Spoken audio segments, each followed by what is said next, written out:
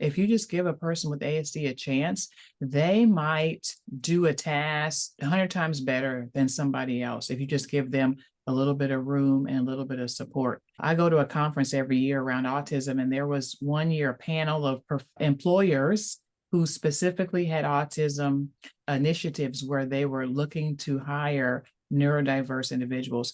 And one employer said that he hired an autistic man, and this man was able to come in and solve a problem that they had in their business for years. And this person solved it in 2 weeks.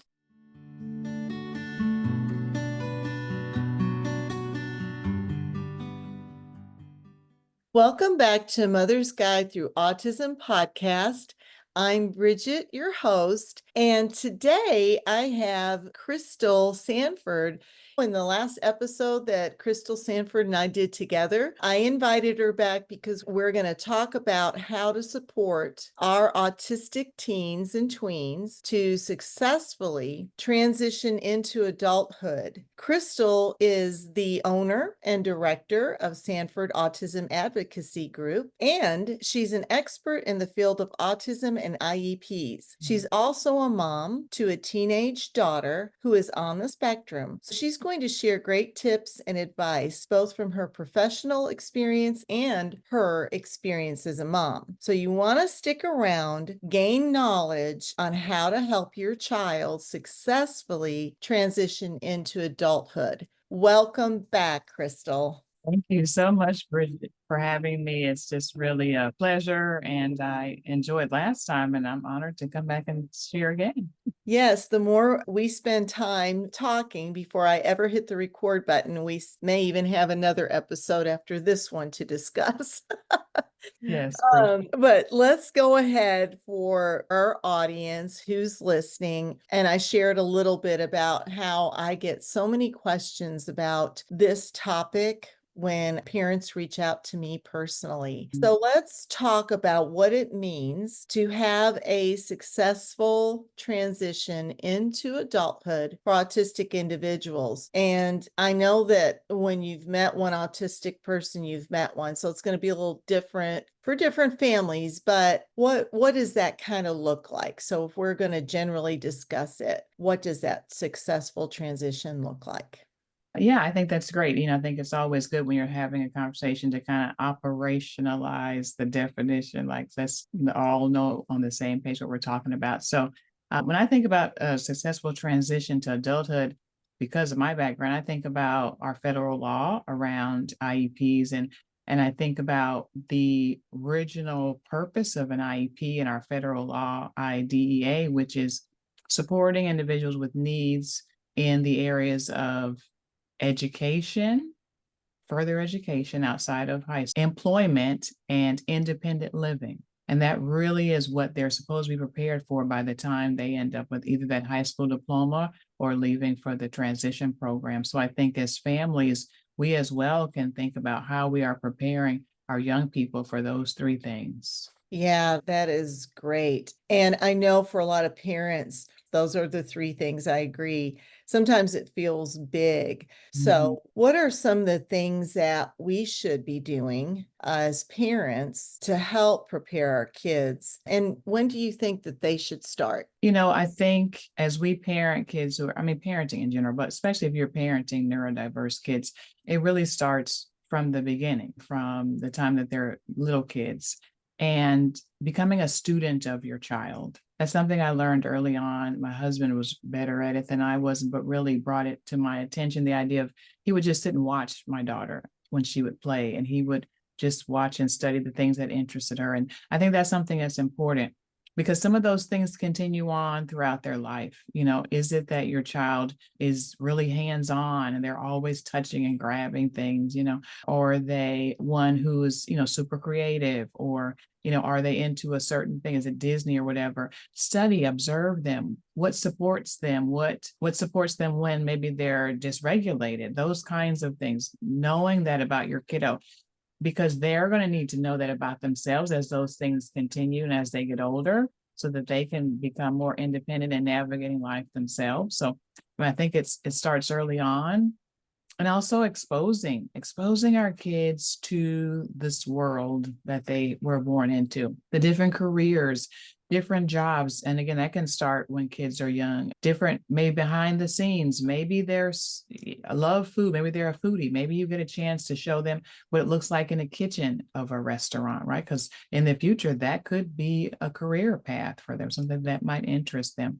And videos, and there's so much technologically that we can access, but just exposing kids more to those kinds of things early on, as well as finding out and helping them find out those strengths as they get older. As we're looking at now, or late elementary and middle school, kids are wanting to be independent, and maybe helping them identify those strengths. There's even online surveys so that they can figure out the things that are easy for them, that come natural, and then potential jobs and things that are aligned with that.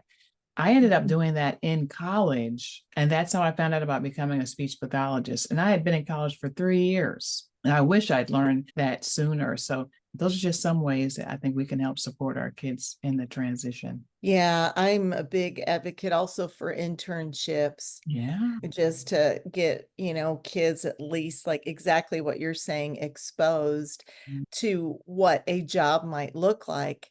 It always fascinates me how their expectation either is, wow, that job's really boring. I had no idea. Exactly. Find Or it out then early. yeah, or oh my gosh, I love it. Mhm. But when we talk about life skills and we focus on helping the kids obtain, to be ready for what we call the real world, right? I'm doing quotations, Yeah. the real world, whatever that may be. What are some of the life skills that we should focus on? I love that because I think that's something super important, and it can be easily integrated into your daily life at home. When kids are little, they like to imitate you, right? And so maybe you buy them like a little play broom and things like that because they want to be like, mom or dad or whatever. I think it's important to be able to share those kinds of tasks with them. What does it look like in running the home, and choosing food and making meals, and not virtually balancing a check, but those kinds of skills can support them in the future. Learning how to chit chat with the cashier. I, Mhm. our kids on the spectrum, chit chat is not their jam. And so but that's a skill that could support them in their daily life, be it, ordering, or, paying for food and things like that. So I think exposing them and having conversations around that. This is what it looks like to be able to, keep the house as clean as we like it. It takes these 10 tasks done this many times a day, and putting visuals around that, and, check marks, and celebrating when we do things. Or this is what it looks like to be able to get to this place that you love to go to. You love to go to Disneyland. Okay, it takes these 10 things to get us ready. Or, finding ways to break it down into small steps and get them in on the behind the scenes so that Mhm. they, as adults, can be able to do some of these same things. Yeah, I think that is great advice. And for Joseph, my son, what I noticed quickly was if I gave him more than one step, Mhm. he never did any steps, right? Right. Because it was so overwhelming for him. So I like the visuals you talked about and the checklists, and how can we build a toolbox Yes. to help them be successful, right? And what you said too in the beginning is be a student of your child, and Mhm. and just, I think apply it to everything you're talking about today, Yeah, right? really, it's amazing. I tell you, my daughter, even now, she's 13, so we're in the thick of this ourselves. And if you ever need anything from her, put it in a checklist. I mean, to this day, because we know she learns in checklists. So now it's like, oh, we need to, I don't know what, like a Saturday morning. Oh, Saturday morning has a checklist. And now she creates them because she feels good in checking the boxes and getting things done that way. And it stops a lot of the argument and nagging, all the things. I mean, it's been a win because I know that that works for her, and so we're honoring that for her. Versus my other daughter, learns in different ways. So yeah, that being a student of your child can help a lot as they get older. Yeah, and then I love how she's making her own list now because now she's applying that tool to for herself. Yeah. Mhm. Yeah, that's really great. And when I ask this question, I realize it's kind of a big question. So we'll do our best, but how can we prepare our kids for employment? Mm. That's big. That's big.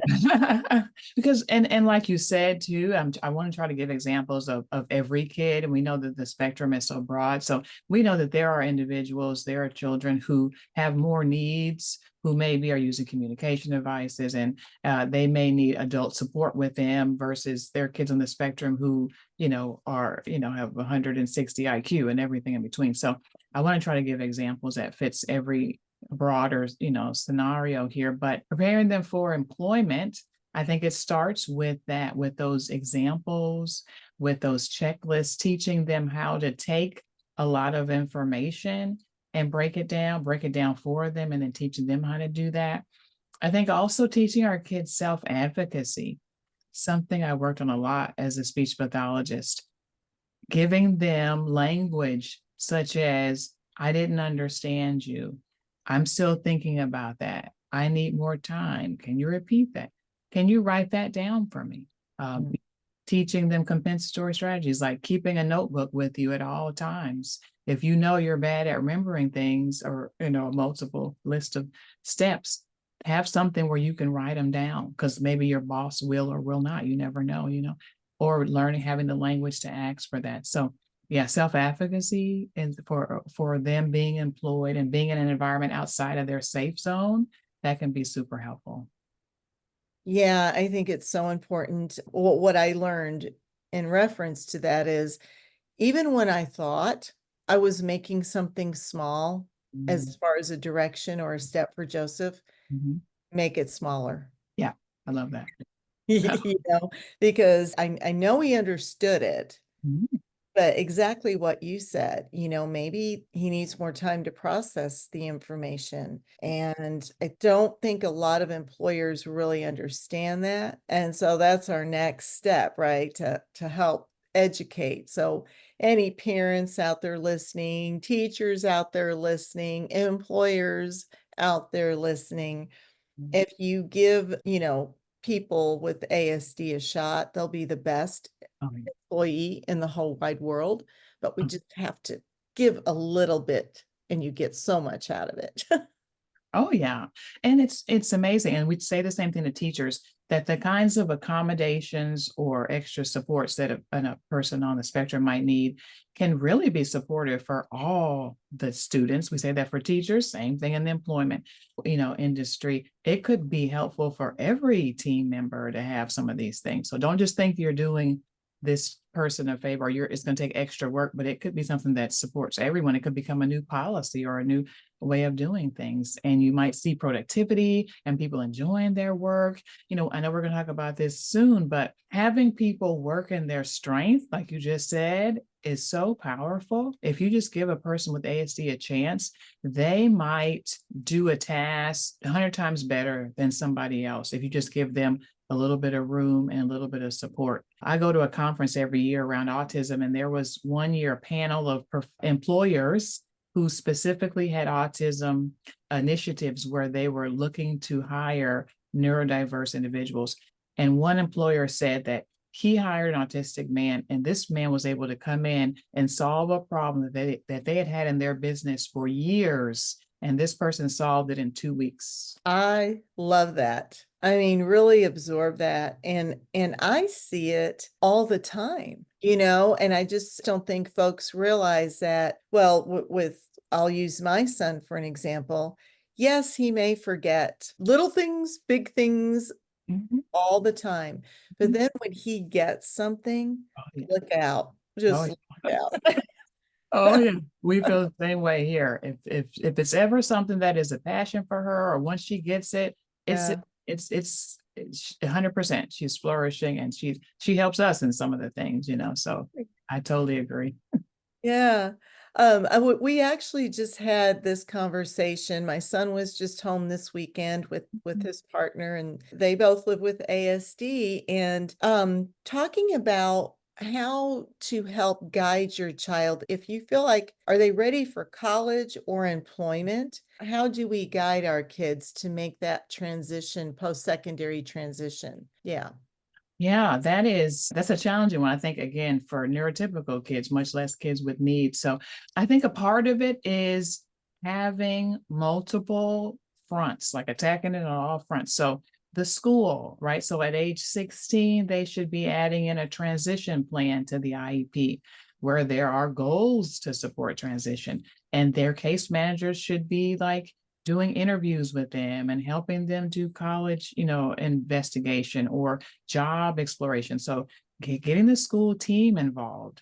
I think also if you have other people that interact with your child, private therapists or neighbors or whatever, get them involved and see, because sometimes at this space for any kid, developmentally, they're not always going to give the parent all the information, or they're not always looking for our input as much as they are from their own opinions and the opinions of others, right? And so I think we need to get everyone kind of involved in what that transition looks like. Talking to people that interact with your child. What have you seen as a strength for them? What kind of skills do you see my kid flourishing in? What kind of jobs or things do you think could be supportive for them? So I think getting a multi-prong approach could be helpful. Yeah, and I didn't actually think of this question till just now, but there are some parents who come to me and they say he or she just won't do anything. They just want to sit in their room, and I want them to apply for a job. And a person who's neurodiverse might be not getting out there, not seeming to Mhm. be ambitious. And I say seeming. What can we do to help parents help their child with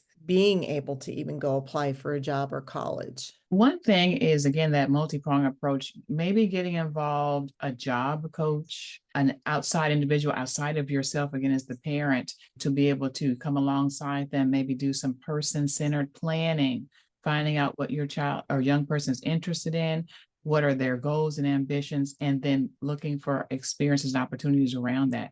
I know here in California, we have the Department of Rehabilitation, they can support that. There's also the Department of Developmental Services, different entities that could provide a job coach or someone who could come in and support that.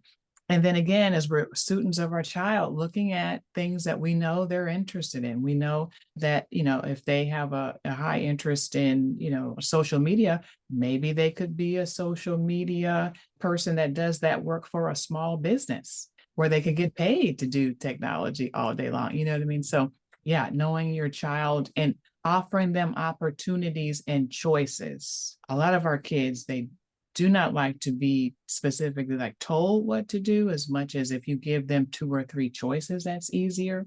So it could be today, we're going to do one of these three things. We're going to go outside and get sun. We're going to take a walk, or we're going to do this or this. Which one do you choose? And just you setting three things that you'd love for them to do any of those three, right? And so that can be helpful also. Yeah, I like that. I like giving them the choices because it builds them up. Mhm. And I find too that they don't resist as much if they feel like they have a say so, right? That is what you're Yep. saying.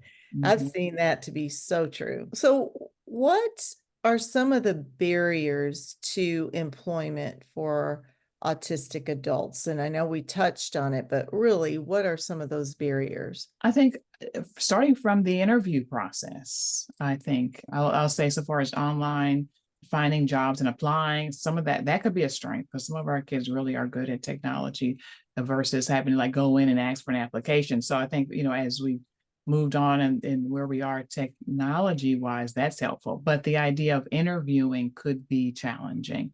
Having to sell yourself, having to explain why you're good at things. A lot of artistic individuals are not good at that because they're very black and white.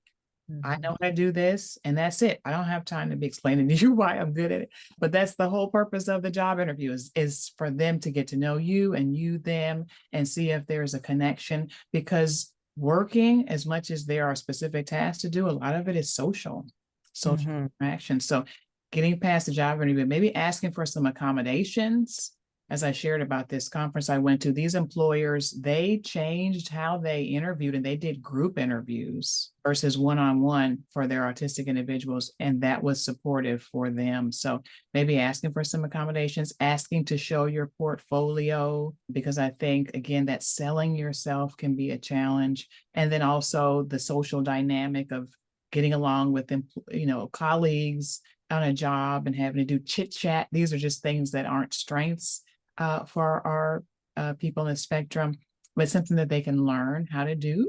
And then also looking for job opportunities that don't have as much of that, like maybe a hybrid of a few days in the office and a few days at home could be helpful too. Yeah. So I think for anyone who is listening, that you do have choices. It's not like you only have this or this. There's a variety of things that you can try. And I think that's so helpful to know. Yeah, I think also with that, the choices, thinking for the proverbial outside the box, in air quotes, maybe your child has more needs. Okay, maybe they need a job shadow more than just a coach, someone that physically is with them during the job.